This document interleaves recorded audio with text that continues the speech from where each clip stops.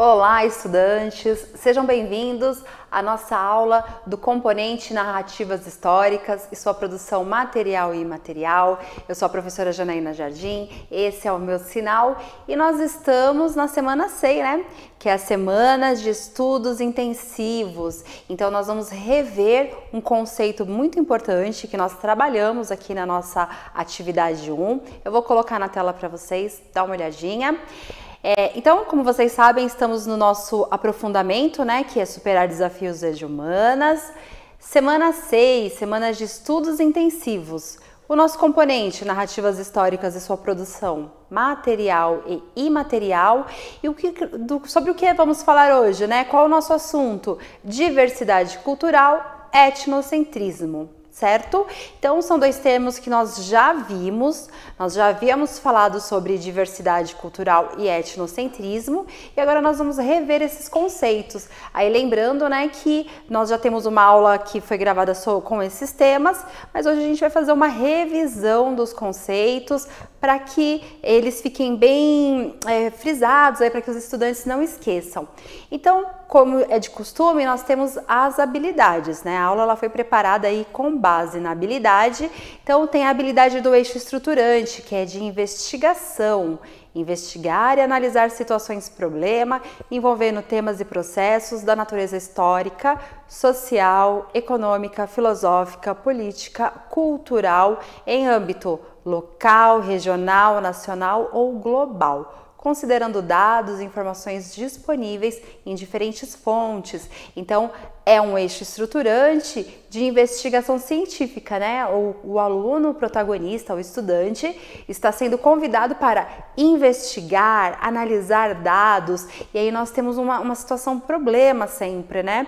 Lembrando que essas aulas, elas trazem sempre um tema engajador, um tema contemporâneo. Então, a todo momento nós estaremos falando aí um pouco do passado e fazendo essa contextualização com o presente. Voltando lá na tela, temos também a habilidade da formação geral básica, que é analisar objetos e vestígios da cultura material e imaterial, de modo a identificar conhecimentos, valores, crenças e práticas que caracterizam a identidade e a diversidade cultural de diversas sociedades inseridas no tempo e no espaço. Então, essa habilidade, ela vai abranger aí a questão de análise de vestígios, né, de cultura material e imaterial. Então nós estamos durante toda essa atividade 1 pensando aí a narrativa histórica através da produção dessas materialidades e também sobre as culturas imateriais. Então, como que a gente consegue analisar uma cultura através desses vestígios materiais e imateriais? É sobre isso que nós estamos falando, né, durante essa atividade 1. E aí nós temos os objetivos, né, da nossa aula, que é a herança cultural e a valorização da memória e do patrimônio histórico, cultural, material, imaterial, diversidade cultural e suas dimensões, e a estratégia é uma roda de conversa. Então, essa estratégia é a metodologia ativa. Então, olha só, é importante que os estudantes, né, eles se reúnam aí com seus professores e comecem a trazer aí o seu repertório historiográfico, né? O seu repertório não só historiográfico, mas também sobre as questões contemporâneas, desculpem. Então, é importante que nessa roda de conversa o estudante ele traga a sua opinião, o seu ponto de vista, o seu repertório, e o professor vai mediando essa conversa. Está bem? Para começar, como nós vamos falar aí de diversidade étnica e racial, diversidade cultural, eu trouxe um vídeo bem interessante para vocês. Esse vídeo vai falar sobre diversidade e na volta nós conversamos.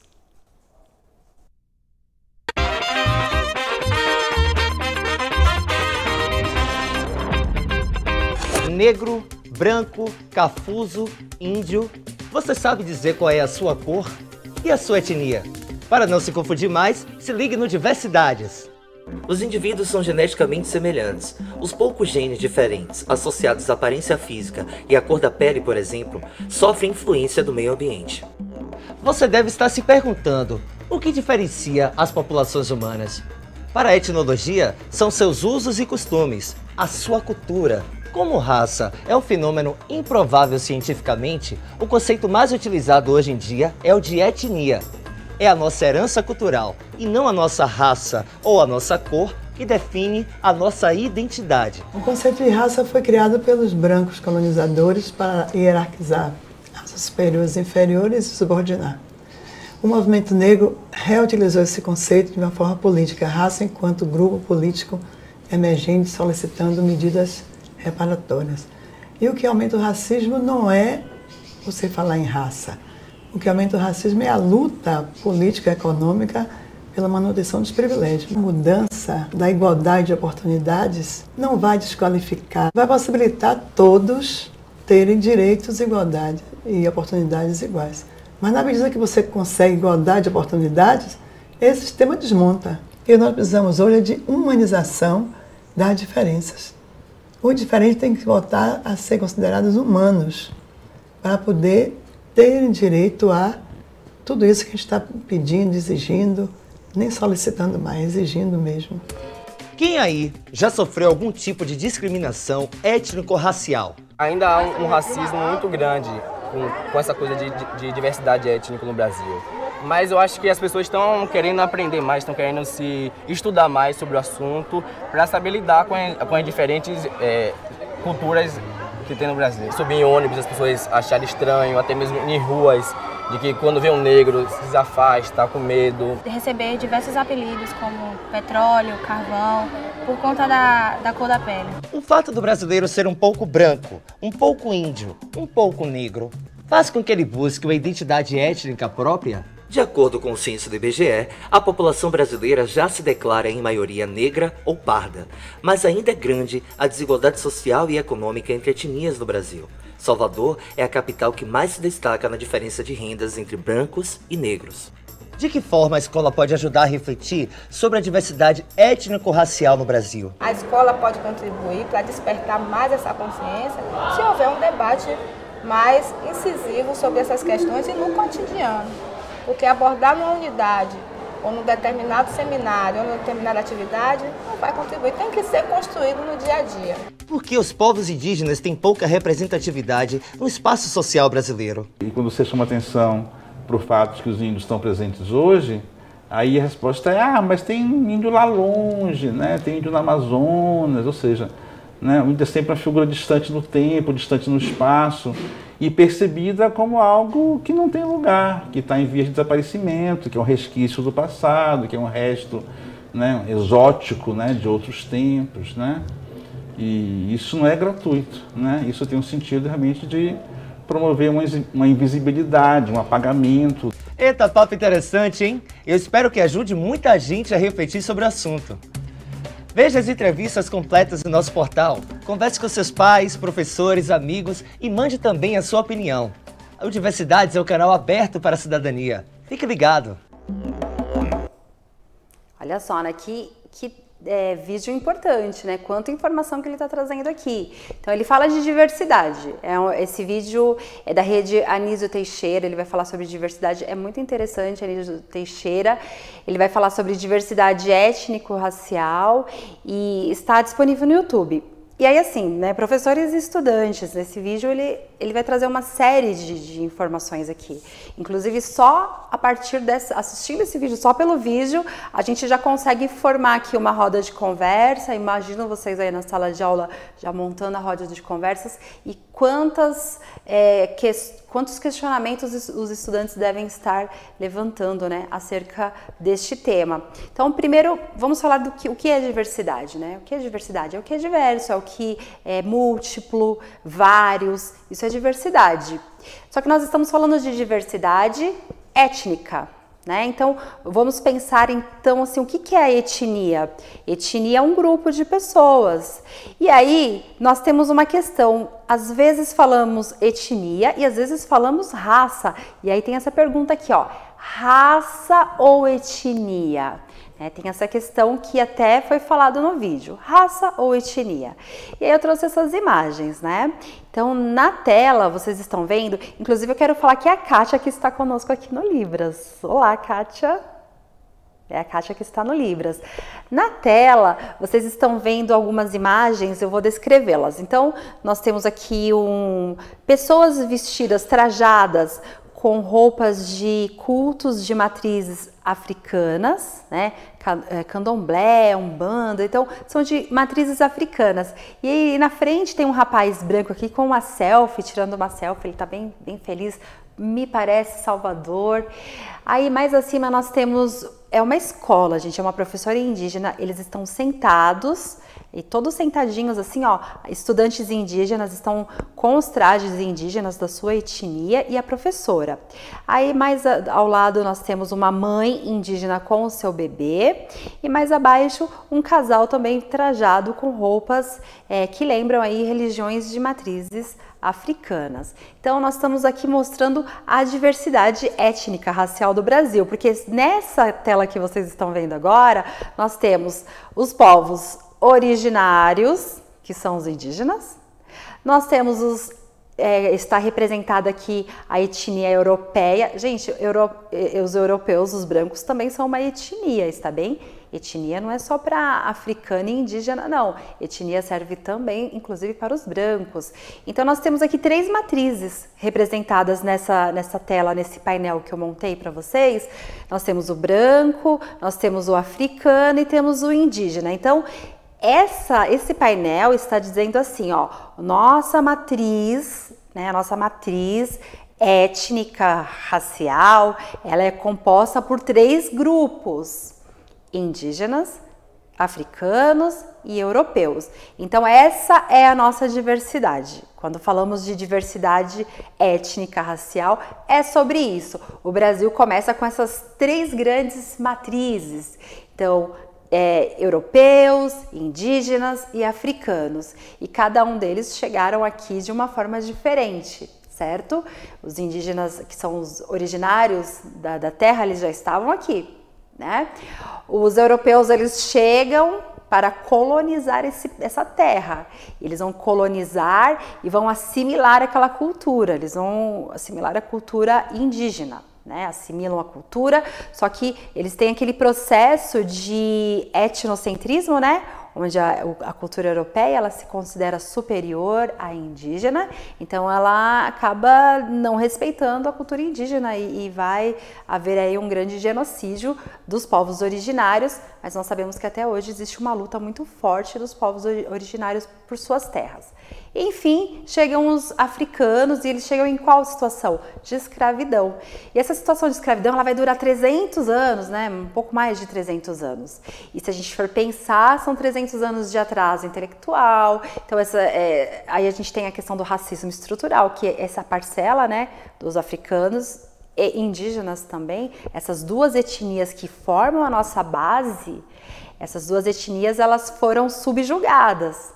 Elas foram escravizadas, então há um atraso em relação ao poder aquisitivo desses 2 grupos, eles não puderam ir para a escola, eles foram invisibilizados, as suas práticas e saberes, né, as suas técnicas e saberes foram invisibilizadas, houve genocídio, entre todos outros fatores históricos que vocês já conhecem, já estudaram. E nós temos, aí, junto com isso, nós temos o quê? O olhar europeu etnocêntrico, como se a Europa e todos os seus costumes, a sua cultura fosse a superior, fosse a melhor, né? Superior a todas as outras. Vamos pensar o que significa etnia, né? Porque falamos tanto sobre etnia, né? O que significa etnia? Etnia significa povo. É um conjunto de pessoas que compartilham a cultura, idioma, passado histórico e valores. Então, assim, ó, a etnia, por exemplo, eu gosto de dar o meu exemplo, que é um exemplo muito brasileiro, né? Eu sou uma mulher negra de pele clara. É assim que eu me identifico. Porque identidade, nós que nos identificamos, né? Então, por quê, né? Eu sou resultado muito dessa miscigenação, como muitos professores e estudantes do Brasil também são. Então, olha só, etnia significa que nós temos um grupo de pessoas, um povo. Esse povo, eles vão compartilhar cultura, passado histórico. Então, quando eu olho para o meu passado histórico, eu vejo que minha família, ela descende de famílias negras, né? A minha mãe é negra, a minha avó é negra, e assim, a família do meu pai, que é parda, também tem negros e tem brancos e pardos. Então, assim, a maior parte da minha família é negra. Então, o meu passado histórico, ele vai começar lá na escravidão, né? No Brasil colonial, com algum parente meu chegando aqui escravizado e depois se miscigenando com algum europeu. E aí temos a nossa pele parda. Porém, o termo, o conceito etnia, ele serve muito bem para este caso, porque a etnia significa assim, ó, que embora a minha pele, eu não tenho o fenótipo, né, a minha pele seja um pouco mais clara, eu faço parte de um grupo que compartilha cultura, que compartilha passado histórico e valores de uma etnia. Então, quais são os elementos culturais que eu vivenciei na minha vida? Na minha vida toda, eu vivenciei a cultura africana, a religiosidade, entre todas as outras coisas, né? Eu vivenciei a cultura africana, então eu não me identifico com a matriz étnica europeia.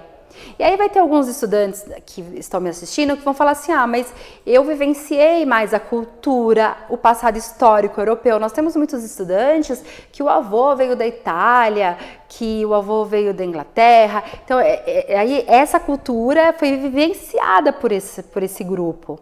Então, percebam, cada grupo vivenciou uma cultura, compartilha um passado histórico e isso é independente da cor da pele, do fenótipo, né? Isso é independente do fenótipo. Etnia, ele serve melhor para este caso, porque etnia, ele traz essa noção de conjunto de pessoas, né? Que compartilham passado, que compartilham valores. Agora vocês vão ver muito raça. Vocês vão ver muito raça, o termo raça ele ainda está sendo utilizado no IBGE, raça é utilizado, vocês vão ver nos livros, porém, esse termo raça ele já está sendo questionado. Por quê?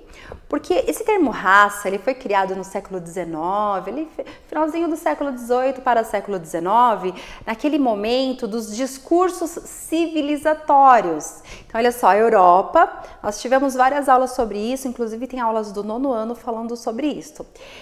A Europa, ela precisava fazer um escoamento, né? Tirar uma população marginalizada da Europa e mandar para a África. A Europa estava passando aí pela segunda revolução industrial, então a Europa ela precisava de mão de obra barata, matéria-prima, né, para as indústrias, mão de obra barata, matéria-prima e mercado consumidor.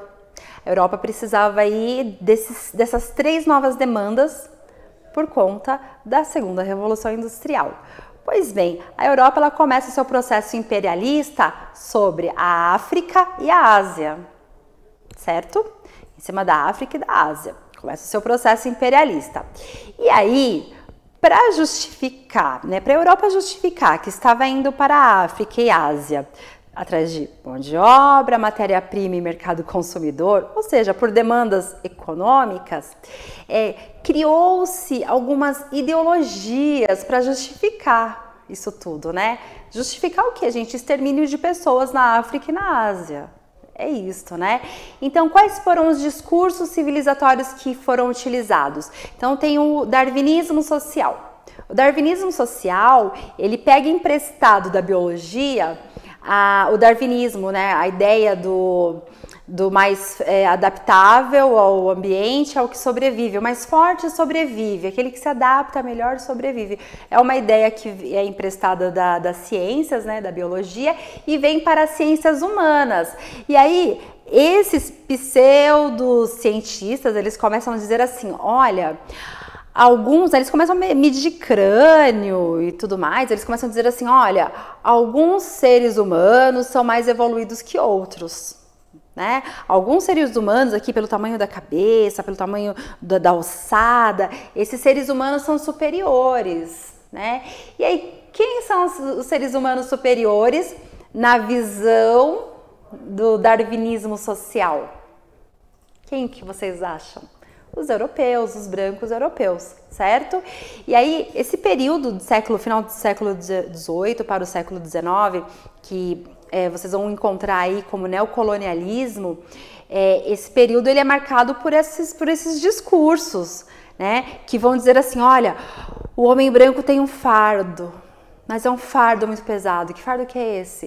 O fardo de levar civilização para a África, um fardo de levar a religião e a fé para a África, para a Ásia. Na realidade, o que estava por trás dessa ideologia, né, desse discurso, era a necessidade econômica da Europa devido às suas novas demandas na segunda Revolução Industrial. Pois bem, a ideologia, essa ideia, ela é forte, porque ela faz com que a Europa avance ali sobre a África. Depois nós vamos ter a Conferência de Berlim, que vai dividir a África em pedacinhos. Cada pedacinho é uma parte da... Cada pedacinho tem um dono, que vai ser um país da Europa. E esses pensamentos, eles vão justificando esse tipo de coisa. Então, raça, esse termo raça, ele vem desse contexto histórico. Vocês percebem que esse foi um contexto histórico extremamente etnocêntrico, foi um momento histórico de imperialismo europeu, onde a Europa ela estava tentando aumentar a sua área de poder, a sua área de domínio. Então percebam que, se a gente for pensar agora a palavra raça, né, através da narrativa histórica, como eu contei aqui para vocês vão perceber que o termo raça, ele é extremamente, ele é um termo preconceituoso, né? Ele vem de um discurso para colonizar ali, né, a África, e na realidade o termo raça, ele já está sendo questionado, né? Então, assim, no lugar de raça, nós usamos etnia. Etnia abrange muito melhor a nossa pluralidade, né? A nossa diversidade. E aí, por falar em pluralidade, né, eu trouxe essa questão aqui para vocês. Dá uma olhadinha aí na tela. Olha lá, o que significa pluralidade, né? O que é plural? Plural é mais que um, né? Então nós sabemos que plural é mais que um. Então o que significa pluralidade dentro desse contexto todo, né? Que a Pro está explicando aqui. Então assim, ó, no contexto das etnias que formam o povo brasileiro, pluralidade significa diversidade, certo? Então hoje nós estamos falando sobre diversidade, né? Então se a gente for pensar assim, o povo brasileiro, ele é plural, ele é diverso. E por que ele é diverso? Porque somos várias etnias que chegaram aqui, né, e foram se miscigenando. Então nós temos as 3 matrizes principais, né, as 3 primeiras, indígena, os europeus e os africanos. Essas são as maiores etnias que chegaram aqui, né, nesse território, formaram o povo brasileiro. Então o povo brasileiro, ele é miscigenado, ele é múltiplo, ele é plural, ele é diverso. E a gente precisa pensar que essa miscigenação que aconteceu aqui no Brasil, ela não foi uma miscigenação cordial, não houve cordialidade. Eu gostaria que vocês anotassem, inclusive no diário de bordo de vocês, o mito da democracia racial. Né? Então temos um mito que aqui no Brasil temos democracia racial, que todos os grupos étnicos podem participar, existe uma cordialidade entre todos os grupos, quando na realidade nós sabemos que o nosso passado histórico, a forma como o Brasil ele foi composto, né? A nossa base, a nossa estrutura, né? O chão, como começou o Brasil, ela é extremamente racista. Ela é racista por quê? Porque ela vem de um discurso civilizatório dizendo que alguns lugares precisavam ser colonizados por pessoas europeias. Esses europeus estavam em busca aí de riqueza, em busca de terras.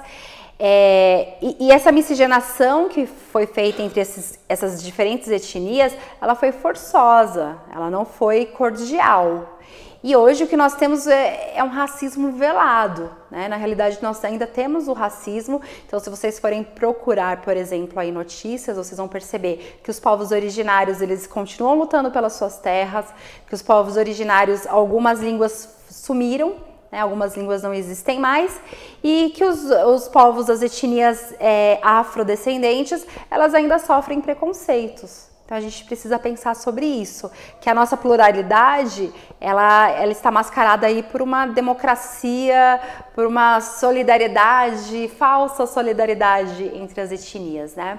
Mas somos sim um povo diverso, um povo múltiplo.